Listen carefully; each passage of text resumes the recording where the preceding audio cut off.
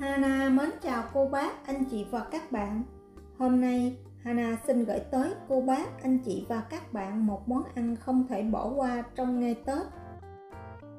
Món bánh hấp này được tạo hình từ túi tiền, thỏi vàng và trái đào, mang lại sự thịnh vượng và may mắn cho năm mới. Nếu cô bác, anh chị và các bạn thích, xin mời vào bếp làm cùng với Hana nhé. Để làm món bánh hấp này, trước tiên mình sẽ đi chuẩn bị phần nhân. Đây là tôm sau khi lột vỏ và rửa thật sạch. Hana cân được 100g.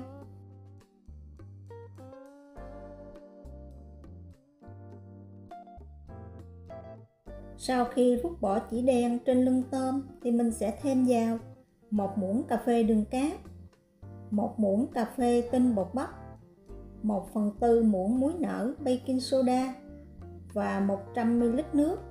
Mình sẽ trộn đều và để khoảng 10 phút. Muối nở giúp cho phần tôm được săn chắc hơn. Đường và tinh bột bắp sẽ loại bỏ mùi tanh của tôm và làm cho nhân ngon hơn. Để cho nhân ăn không bị ngán và ngon thì Hana sử dụng thêm 150g củ cải trắng. Sau khi gọt vỏ, rửa thật sạch, mình sẽ đi cắt sợi. Nấu một nồi nước sôi, thêm vào 1 muỗng cà phê muối và cho phần củ cải vào. Mình chần khoảng 1 phút thì vớt ra.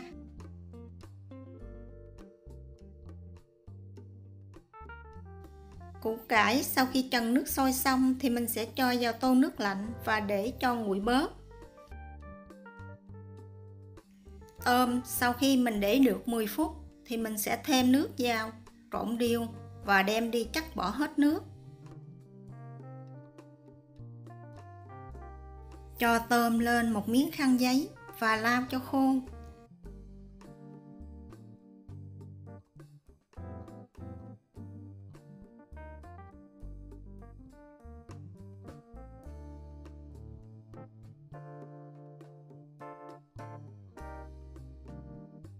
Để phần nhân được dai và ngon hơn thì tôm cô bác, anh chị và các bạn đừng băm nát. Mình sẽ dùng dao đập dập phần tôm này ra. Sau đó lật ngược sống dao lại, bầm sơ khoảng 1-2 cái là được.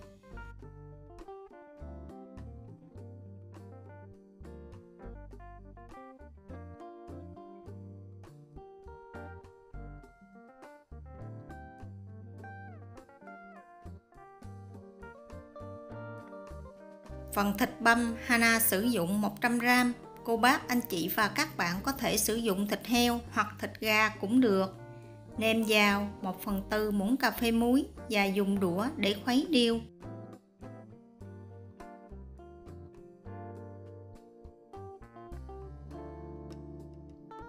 Sau đó nêm vào một ít tiêu xay, 1/3 muỗng cà phê bột nêm gà, 1/2 muỗng cà phê tinh bột bắp và 1/4 muỗng cà phê dầu me. Mình sẽ dùng đũa khuấy đều lên. Vì dầu me cho vào nhiều sẽ nặng mùi, át mùi nhân, nên Hana cho 1/4. Nếu cô bác, anh chị và các bạn thích nhiều hơn, mình có thể tăng lên. Phần củ cải sau khi nguội bớt thì mình sẽ đi vắt ráo và cắt nhỏ.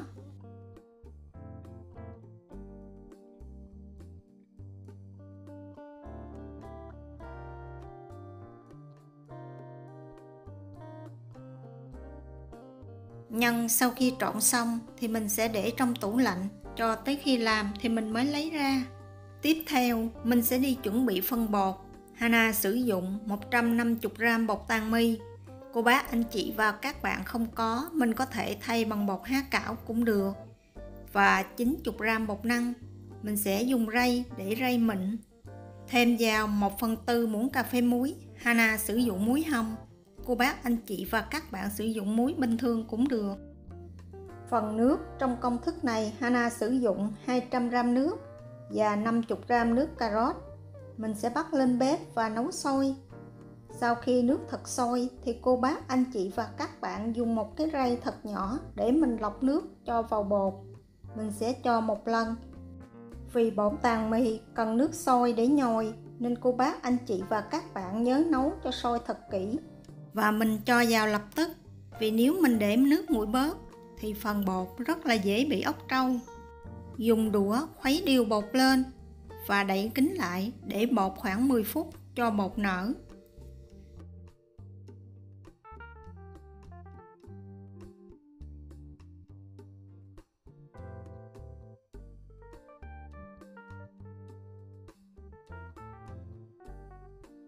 Sau 10 phút, cô bác, anh chị và các bạn mình sẽ nhồi sơ bột lại một lần nữa và thêm từ từ vào khoảng 30 gram nước cà rốt. Nếu cô bác, anh chị và các bạn thấy bột nhão quá, mình có thể bớt lại, hoặc thấy bột khô quá thì mình sẽ tăng phần nước này lên. Nhồi thêm 1-2 phút nữa thì mình sẽ thêm vào 2 muỗng canh dầu hành. Cô bác, anh chị và các bạn không có dầu hành, mình xài dầu bình thường cũng được, nhưng mà phần bột sẽ không được thơm ngon hơn. Và dùng tay nhồi cho hỗn hợp bột và dầu thật là hòa quyện.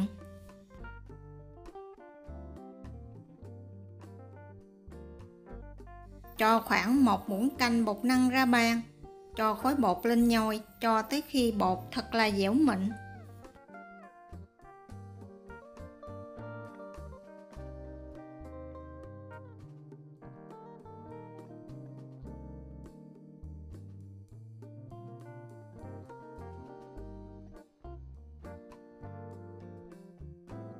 Trong khi nhồi, nếu cô bác, anh chị và các bạn thấy khối bột nhão quá thì mình có thể thêm bột năng, mình đừng có thêm bột tàn mì. Bột sau khi nhồi xong kéo ra không bị đứt và khối bột rất là dẻo.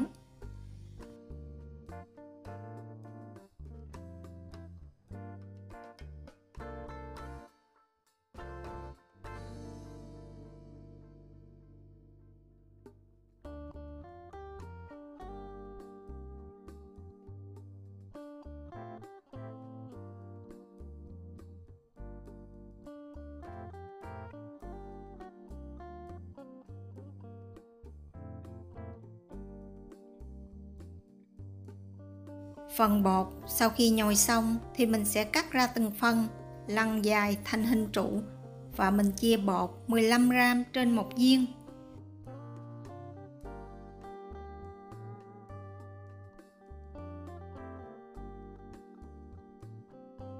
Dùng tay vo tròn bột lại. Bột lúc này cô bác, anh chị và các bạn tạo hình rất là khó, nên mình sẽ đậy kín bột lại và để trong tủ lạnh ít nhất là khoảng 2 tiếng. Thì phần bột sẽ hơi cứng lại, giúp cho việc tạo hình dễ dàng hơn. Để tạo hình túi tiền, mình cần một ít hành lá để mình cột miệng túi. Mình sẽ trụng hành trong nước sôi và dầu ăn khoảng ít phút cho hành được mềm. Nếu cô bác, anh chị và các bạn không thích hành, mình có thể thay bằng hẹ cũng được.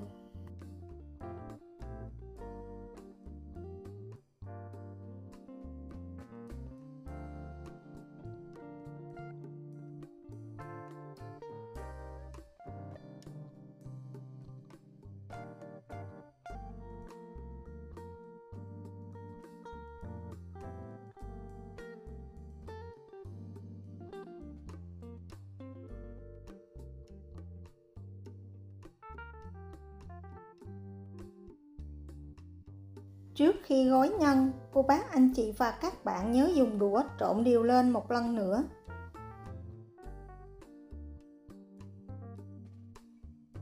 Để cán bột được dễ dàng và không bị dính thì Hana sử dụng một tấm thớt nhỏ, mình sẽ bọc màng bọc thực phẩm.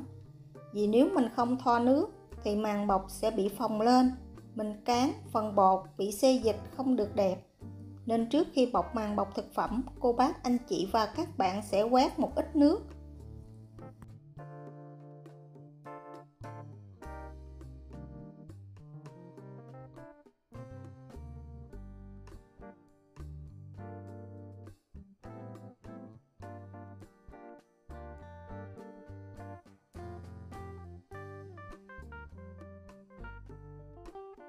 Dùng tay kéo căng màng bọc thực phẩm để giúp cho bột không bị nhăn.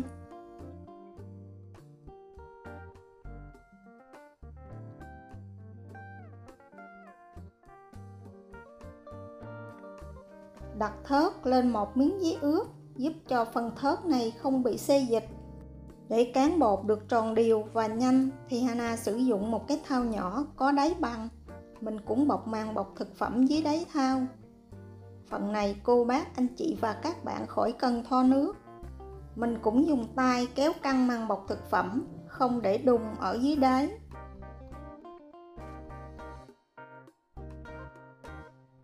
Bây giờ thì mình sẽ lấy bột ra khỏi tủ lạnh. Để tạo hình trái đào thì Hana sử dụng một viên bột. Phần cán bột này cô bác, anh chị và các bạn chỉ cần ấn nhẹ tay xuống, mình xoay một vòng là được.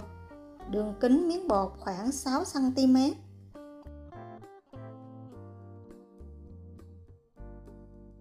Phần nhân thì cô bác, anh chị và các bạn sử dụng khoảng 1 muỗng cà phê.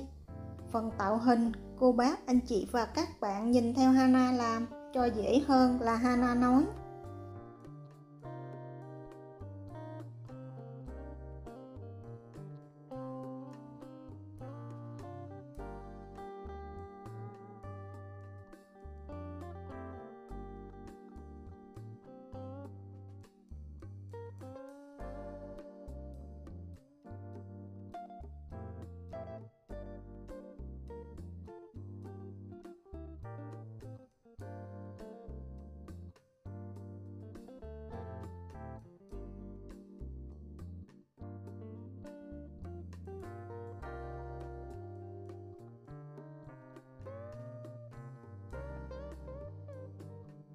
Để tạo hình thỏi vàng thì Hana cũng dùng một viên bột, nhưng mà phần bột này mình sẽ cắt ra làm 2 phần. Nhưng mà 2 phần này có một bên lớn và một bên nhỏ. Nửa phần lớn thì mình cũng ép dẹp khoảng 6 cm.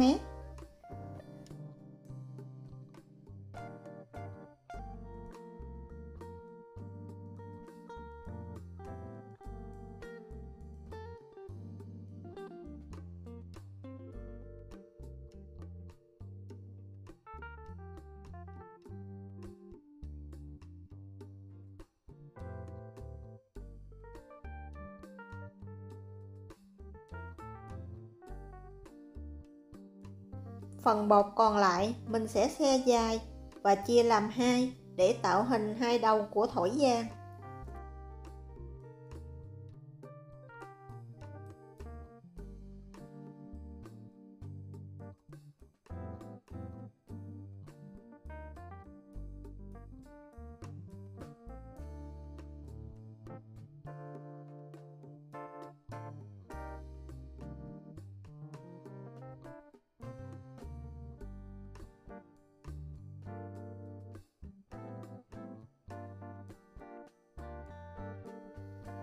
Quét một ít nước lên bột để giúp các khối bột được dính lại với nhau.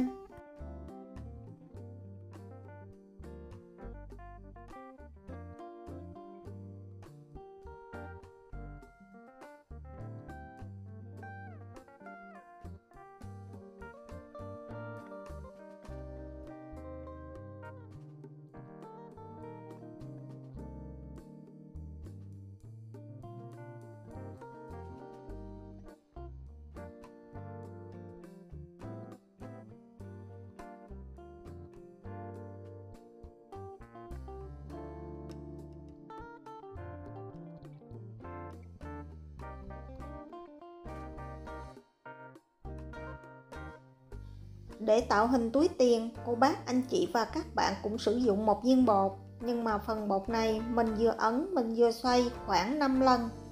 Đường kính của bột Hana đo được khoảng 9 cm.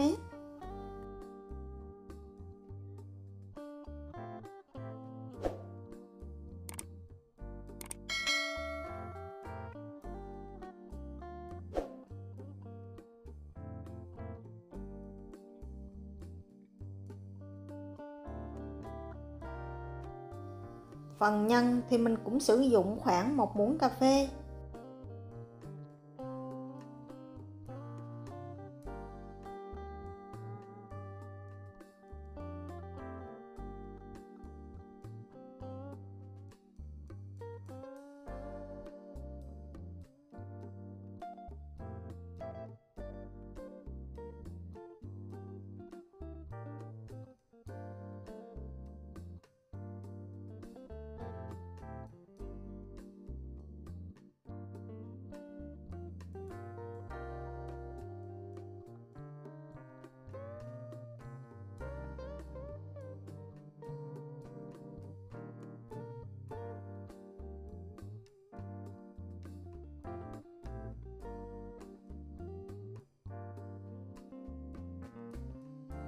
và dùng hành lá để cột miệng túi.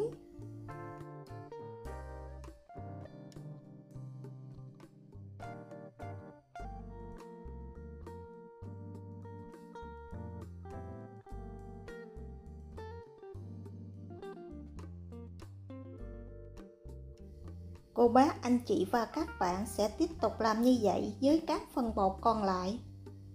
Trong khi tạo hình bánh thì cô bác, anh chị và các bạn nhớ bắt sẵn một nồi nước sôi.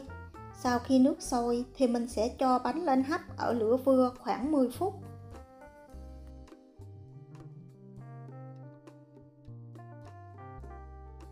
Sau 10 phút mình sẽ dỡ nắp ra và quét một lớp mỏng dầu lên bột để giúp cho phần mặt bánh luôn bóng đẹp và mềm mại. Và đây là thành phẩm bánh của Hana sau khi hấp xong. Với lớp vỏ ngoài có màu sắc rất là bắt mắt. Phần bột thì dai mềm, không bị khô cứng. Phần nhân thì rất là vừa ăn. Túi tiền, thỏi vàng tượng trưng cho sự may mắn của năm mới. Quả đào tượng trưng cho sự trường thọ. Hy vọng cô bác, anh chị và các bạn sẽ thích những gì Hana chia sẻ. Nếu thích, nhớ đăng ký ủng hộ kênh của Hana nhé. Hana cảm ơn. Mỗi tuần, Hana chia sẻ món ăn trên kênh Cooking with Hana Phùng vào thứ 6 và thứ 3. Trên kênh Món Ngon cùng Hana Phùng vào thứ 7. Cô bác, anh chị và các bạn nhớ xem ủng hộ Hana nha. Hana cảm ơn cô bác, anh chị và các bạn rất nhiều. Hana kính chúc cô bác, anh chị và các bạn nhiều sức khỏe, nhiều niềm vui và nhiều thành công trong cuộc sống. Hana xin chào tạm biệt và hẹn gặp lại lần sau.